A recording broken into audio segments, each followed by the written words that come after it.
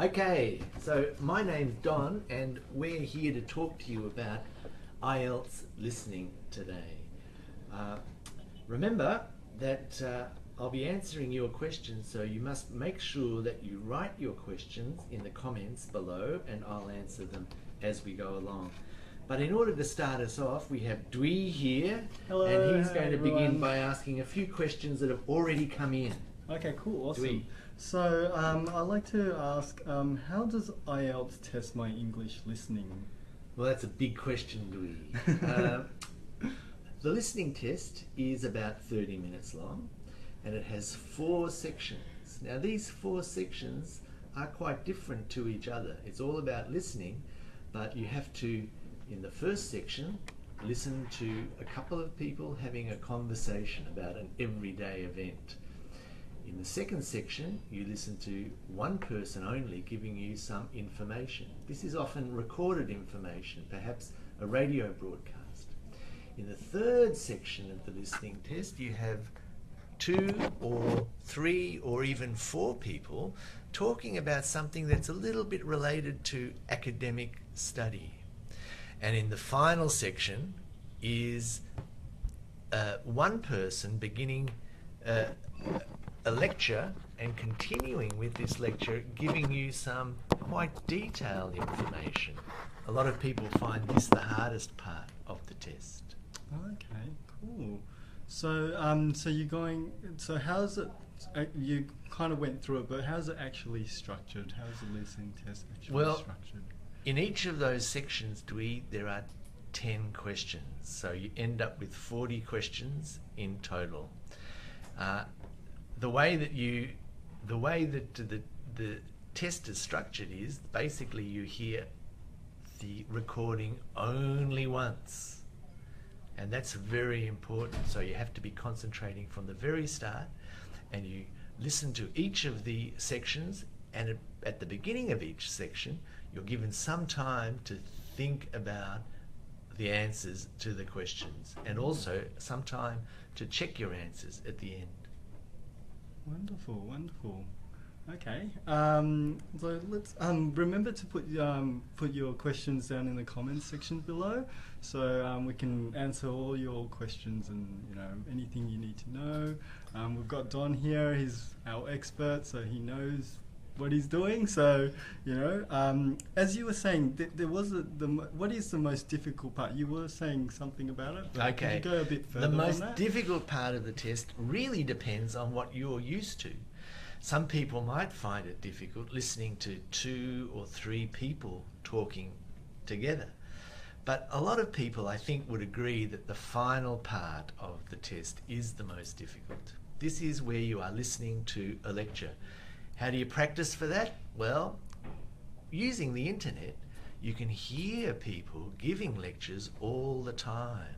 And you can also look at the transcript of these lectures as well. And that will help you understand the way a lecture is structured and what you have to do when you listen to one. Okay, great. Have we got any questions coming up yet, Dwi?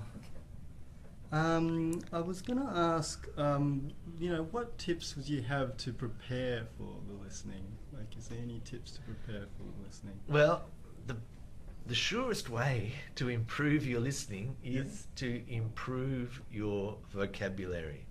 So in many ways, when you read a lot, when you listen to many different forms of English, when you use those words yourself in your writing and your speaking, you are really developing your vocabulary, and this will help your listening as well. But of course, in order to practice listening, you must listen. So improve your vocabulary and make sure that you listen to things routinely. That means every day. Okay, cool. Yeah, that's really, really good advice there. I was just having a look. Remember to put in your comments down in the comment section below if you have any questions.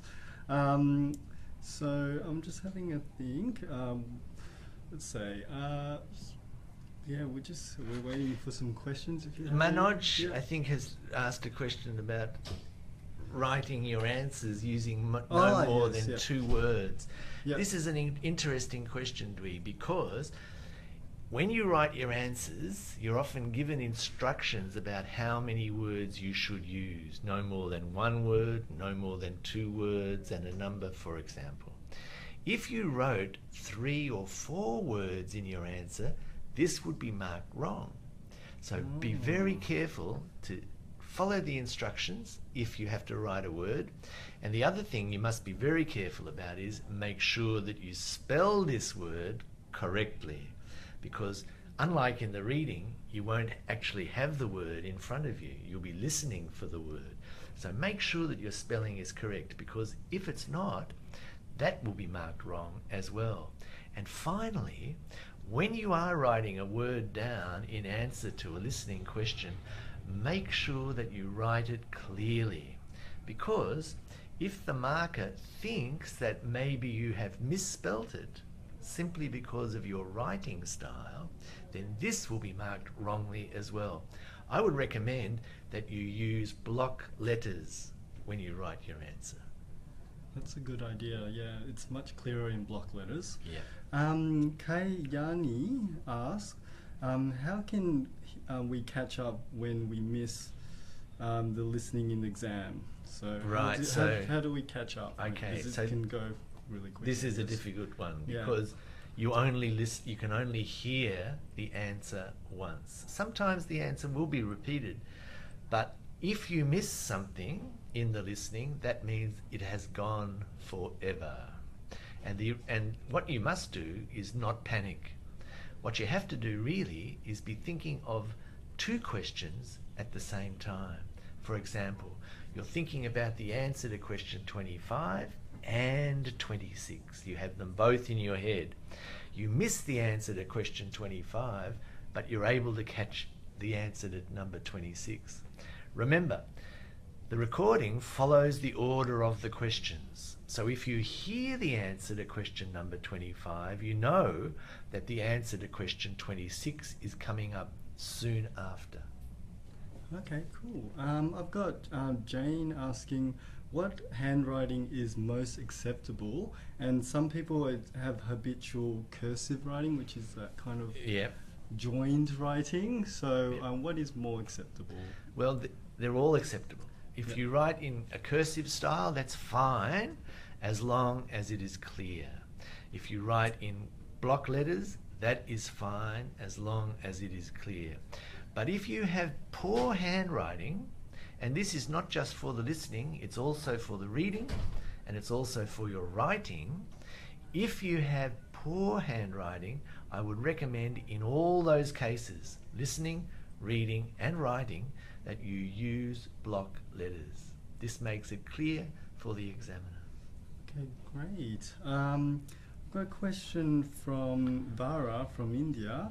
How would Vara get good marks in listening if he hasn't prepared yet? But can you give a good guide on how he could prepare to get good marks? As I said earlier on, the best preparation for listening is to listen to a lot of stuff, but also to improve your vocabulary. I recommend that when you listen, just listen without looking at any transcript of what you're listening to. Practice that. That means practicing without that safety net. But then go back and have a look if there's a transcript of what you were listening to, and just see how, visually, how what you listened to is organized, the structure. Because very often in a listening test, or in any sort of listening, there is a structure. An idea will be introduced, it will be developed, there will be some sort of conclusion. So do that. Okay, cool. So Kabir asks, can they use a pen to write on the OMRs? And if not, why not? That's a very good question. Well, the answer is you cannot use a pen on the mark sheet, the OMR, because this mark sheet is eventually scanned at Cambridge for their data, to accumulate a lot of data about test questions. And this is an important part of the test development by Cambridge. So we have to only use pencil. We use pencil for the listening, we We use pencil for the reading, and we will also use pencil for the writing. Cool, that's really good. Yeah, it's good to know about. There's some people get used to it, so they want to get prepared. It says, no, I'm not quite sure what that means. I'm a master in English literature from Pakistan, but after marriage 3 years ago, I thought that I'm not able to write anything in English. What do I do? Your marriage has killed your English. That is a very sad thing. No, I'm sure that's not what you mean. But maybe you're too busy to practice your English. So if that's the case, I always tell my children this. Have a routine. Make sure that you devote a particular time every day or every week to the same thing. If you do that, then you'll find after a week, after 6 months, after a year, you will have achieved a lot. You have to make sure that you find time to do things. And with the internet, you can do it so easily. You can access English, many different accents of English, many different types of text on the internet, and you can study that way. Zakaria is asking if their listening skills are poor, meaning the sound. Okay. Can they improve the sound?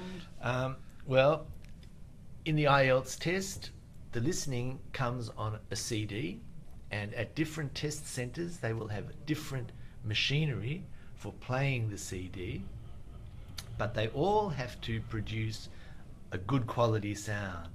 Now in India, you'll have headphones when you do the listening test, but in most other places you do not.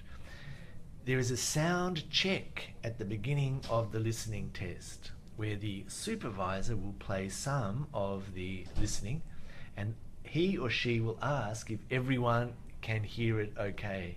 This is your chance to put your hand up and say, no, I need it a bit louder.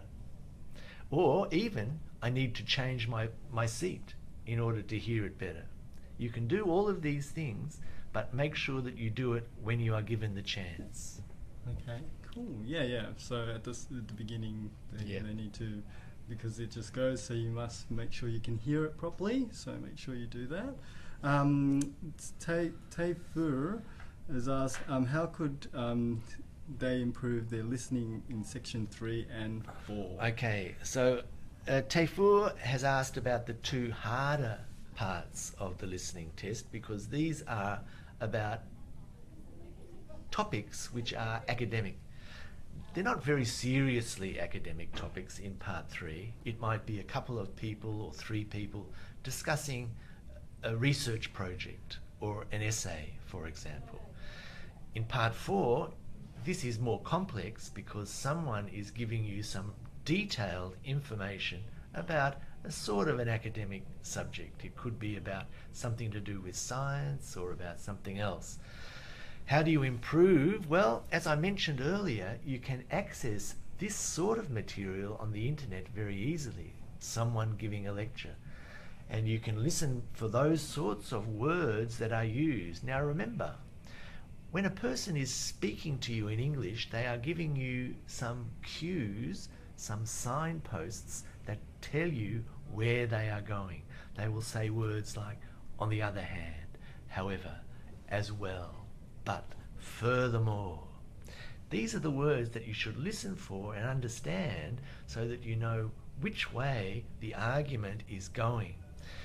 Listen for words that modify what is being said.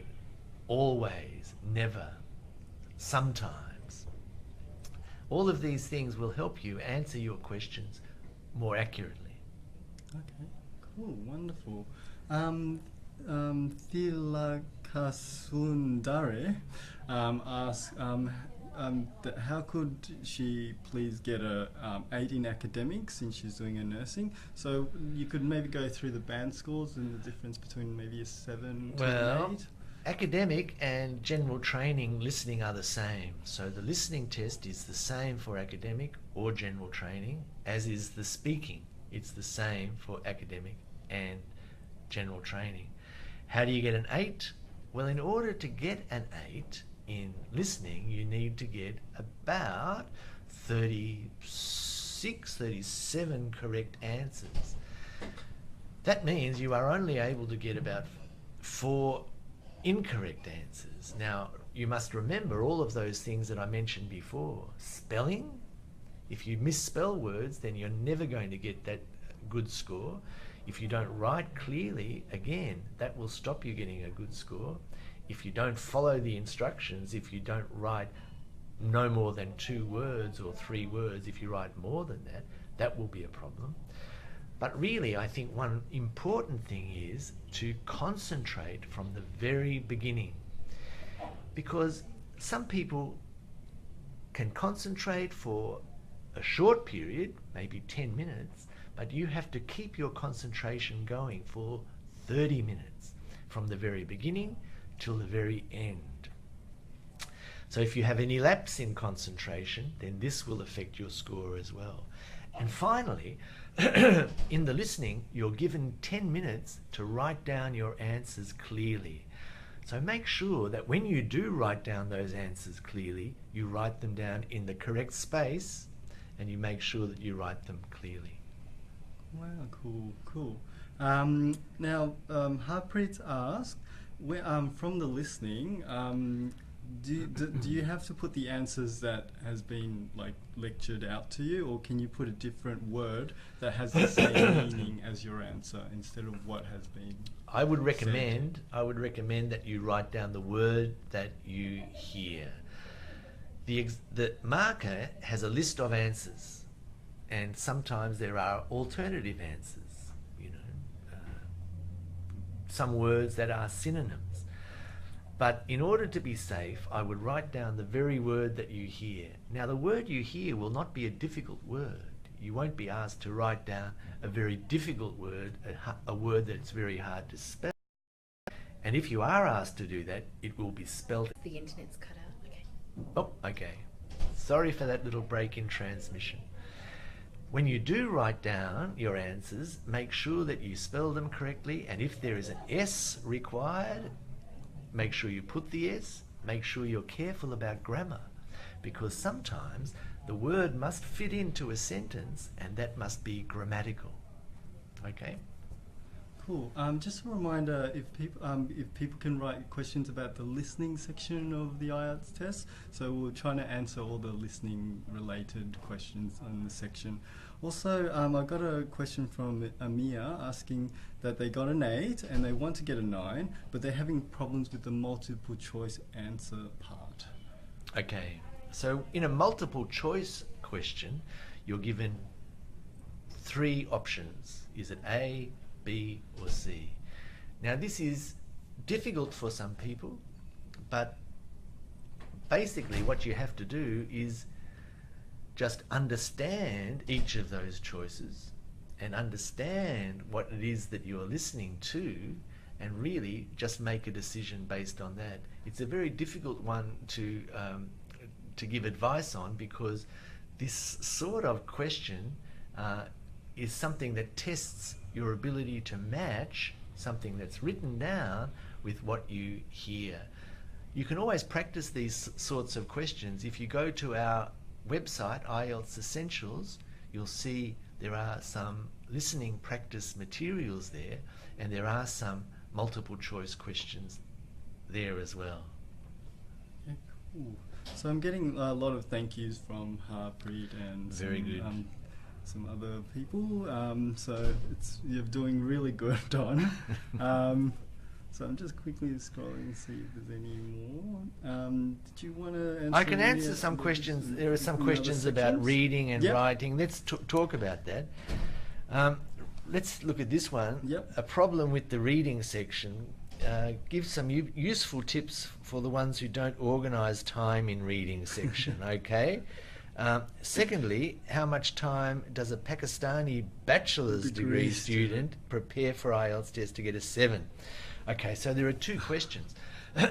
How do you manage your time in the reading? Well, this is a very good question, because you are asked to read about 2,500 words in only 1 hour, and this is difficult for many people. Of course, your challenge is to speed up your reading, and there are some skills that you can practice in order to speed up reading. For example, who out there sometimes says, I'm going to read this whole page from this magazine in 1 minute? You should do that, because this is a skill you need to practice for your reading test. In other words, you need to practice skimming.